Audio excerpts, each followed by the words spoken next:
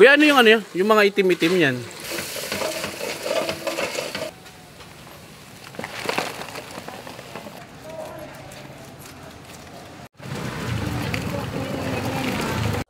Tropa, kastanyas ni Nanay Gina. Ayan o. So, Nanay Gina, magkano yung kastanyas nyo po? 150 kalahati, 300 on 1 kilo. Iyon. So, ito, 150 yung kalahati. 1 kilo, 300 pesos. Actually, freshly baked siya. Tropa, mainit-init pa. Yan. Bago luto. So, sa mga gustong bumili, ito yung mismong ano niya, number niya. Ayan o. At along ano lang to? Santo Cristo. Carmen Planas. Carmen Planas, Binondo side ng papuntang Divisoria Mall ito. Yan. Tabi ng video. Yan. Tapos sa gilid nila is video. So, yung kastanyos nila is worth 300 pesos sa 1 kilo, tapos 150 sa kalahating kilo.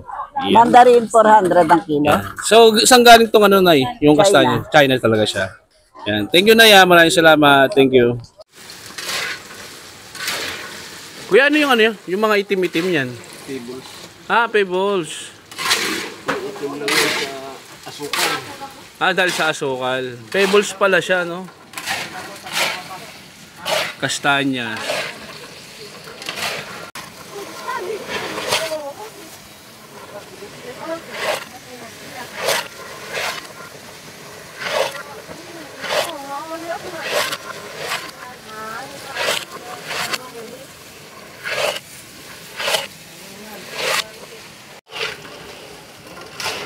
Pebbles pala yan, no?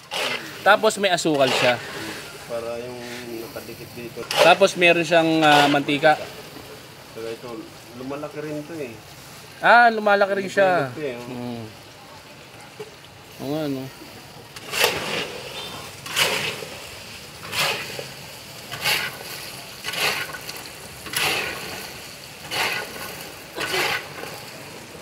Pag nagpuputukan pala, tropa, yan.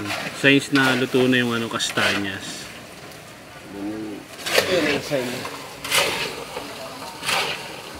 Per kilo, 300 pesos. Yan. Depende rin sa kung gusto nyo kalahati, pwede rin yata.